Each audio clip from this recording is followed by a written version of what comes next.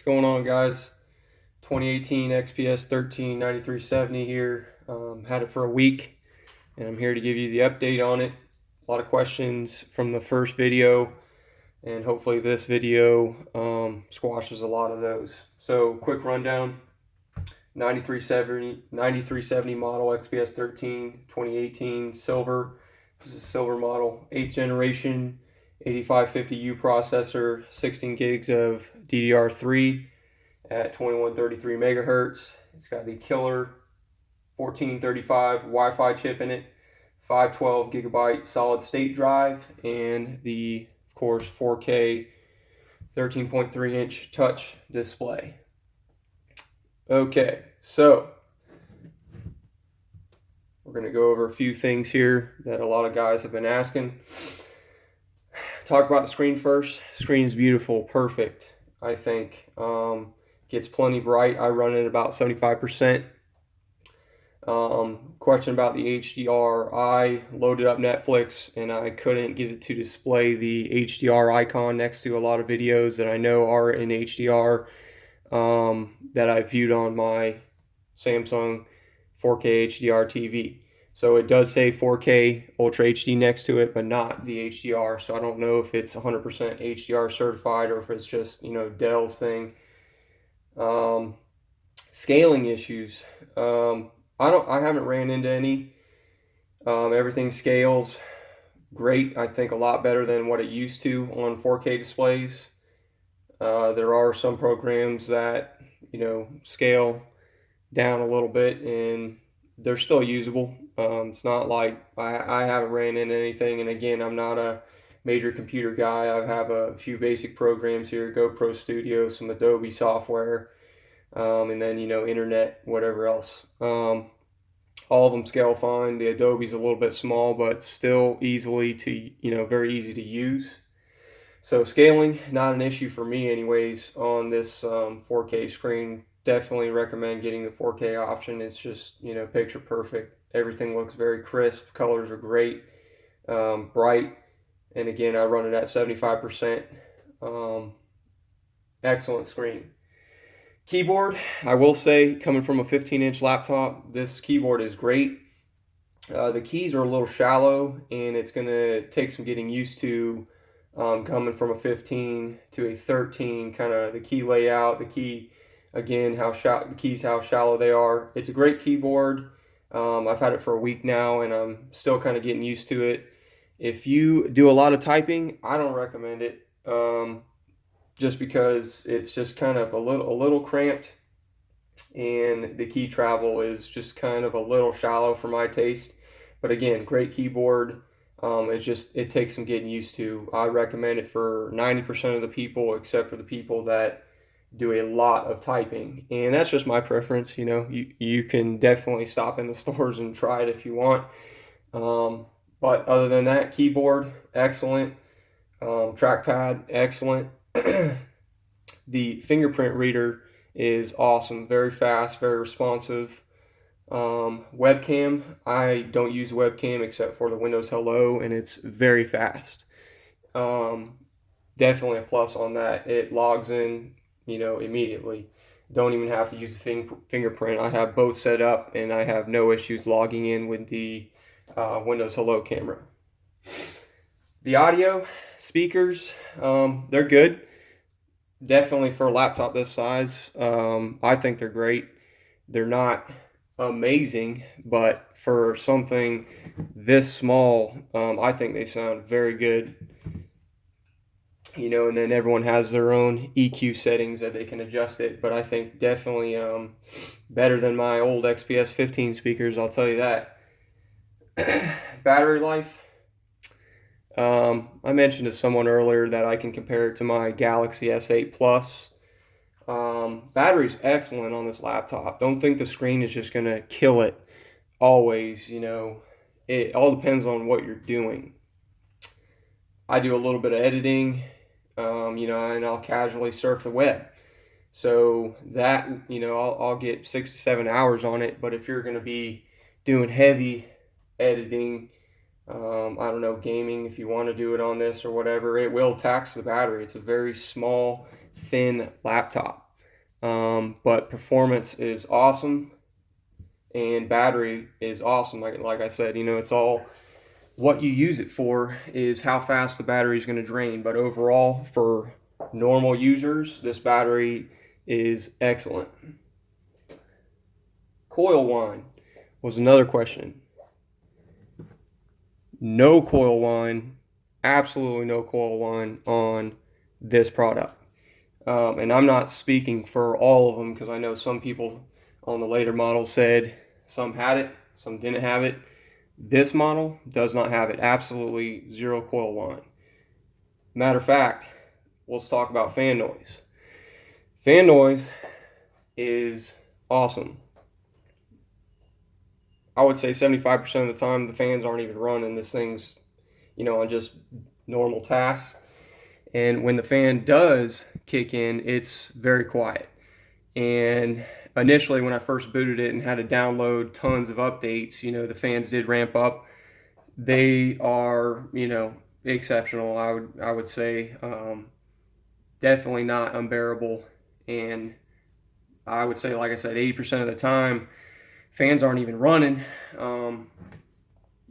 I can try to put this as close as I can, but it's dead quiet. Even when the fans are low, it's dead quiet. There's no coil whine. So I know a lot of people were worried about that, and my laptop does not have it. So, some people are asking what lower quality video looks like on this 4K screen. 720p, 1080p, all looks good. It doesn't get all artifacty. And, another question about the 4K screen, but I looked at plenty of review video and it all looks fine. It all upscales great to me. Of course, you want to be looking at native resolution video to get the most out of your screen, or why get the 4K anyways, but that's what I'm recording in, and that's what I work with, and that's a lot of the videos I look at are 4K. So screen's great. Let's get to my really only issue now, and two issues when I first got it were, one, as soon as I booted the laptop, I had two bad image errors come up, and that was before my Adobe stuff even was installed, but it was Adobe related bad image. What I had to do is, I forget what it said, but whatever the title was on the bad image, I searched for it in my operating system, found it, deleted it, and it took care of that problem. So this was, like I said before, I downloaded my Adobe Premiere and Photoshop, and I thought it was that, so I deleted it, still did it, had to reinstall it, but that's how I corrected it, is I just, whatever displays on the bad image, look for it under the Adobe in the operating system, and I found the file and deleted it and took care of that. Other issue, killer Wi-Fi. Hate to say it.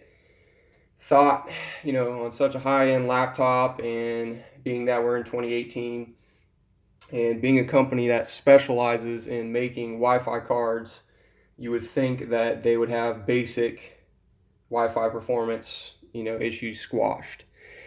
So issues I've ran into are mainly on the 5 gigahertz band, and that's why I'm kind of sad, because AC Wi-Fi runs on the 5 gigahertz only band. 2.4 gigahertz runs as it should. Performance, I don't know. Sometimes when I load YouTube, it takes kind of a while to load videos, but 95% of the time, 2.4 gigahertz works excellent. 5 gigahertz is where I'm having my issues, and I've tried all the steps. I've tried uninstalling everything that Dell installed, completely deleting those, installing the ones off of Killer's suite, and I even reached out to Killer, and they send me a beta firmware for this card that you cannot get off the website, and I don't think it's changed much. 5 gigahertz is still a constant issue. What happens is it just disconnects and reconnects. I actually recorded a video here that got cut off there. Got cut off there for a second.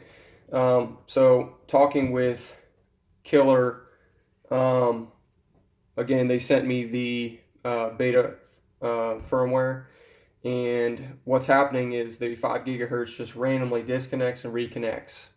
And a lot of times, even with the 2.4 gigahertz, it'll just say no internet access. And I've got plenty of devices. Mostly my Galaxy smartphones and tablets will run on the 5 gigahertz AC.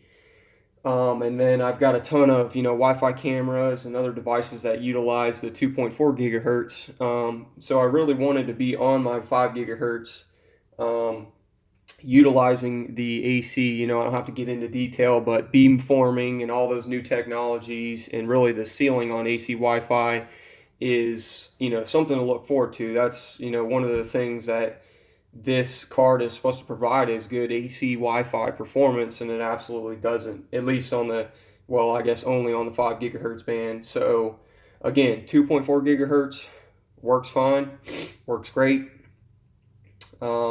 Distance and speed I'm kind of still testing, but for the most part it's been good. Just it's hard to tell the performance of your laptop when a lot of times you're using the internet too, so you don't know if it's your CPU or your Wi-Fi card that's kind of struggling to display the stuff on your screen. And I think it's the Wi-Fi card. So that could kind of be a deal breaker for me if they can't get this 5 gigahertz thing squashed. And again, I've tried everything you possibly could with this thing. I've tried, some of the settings. You can go to Device Manager.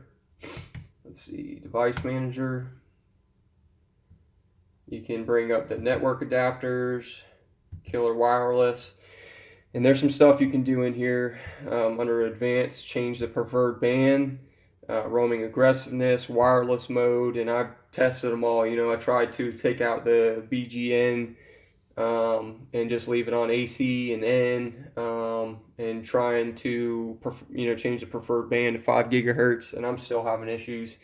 So I did some logging for them, and I sent that to them a couple days ago and haven't heard back yet. But bottom line, I think this laptop is perfect. It suits all my needs. One thing that's really awesome about it, the Thunderbolt 3 ports, transferring large files from my Galaxy phone to the desktop here, just super blazing fast, man. It's unbelievable. Gigabyte files take a few seconds to transfer, and that's what I'm really happy about the performance. There's some I guess you can say performance related issues when you're doing like Adobe Premiere and stuff. It kind of takes a little longer to do your normal editing. GoPro Studio works fine, but again, it's a 15-watt CPU, so there's only so much you can expect out of this laptop. But all around, normal usage, the performance is great. And this is after the BIOS updates and all the updates that Dell pushed out. So hopefully, future updates will improve performance even more. So back to the killer Wi-Fi. Like I said, I don't know what to do. I'm running it on the 2.4 gigahertz lately, and it's been fine. But it's a deal breaker for me. I bought a $2,000 laptop that has a defective, I'm going to say, Wi-Fi chip in it, and it's a bummer that this model you cannot replace the Wi-Fi chip yourself, or else I would have threw an Intel in there. So I think they need to regroup and give you the option to at least select the Wi-Fi card that you want, because I would have most definitely selected the Intel chip to go in this laptop. I mean, you can Google killer Wi-Fi, 1435, 1535 Wi-Fi chips, and it's nothing but issues all over the internet. And most of them are issues relating, to what I'm dealing with, the constant disconnects. I recorded a video in 10 minutes and it disconnected over, around 5 times or so, just randomly, doing random different stuff. So it's an issue. And I plan on, getting with Dell, because obviously Killer's not really providing a fix for it.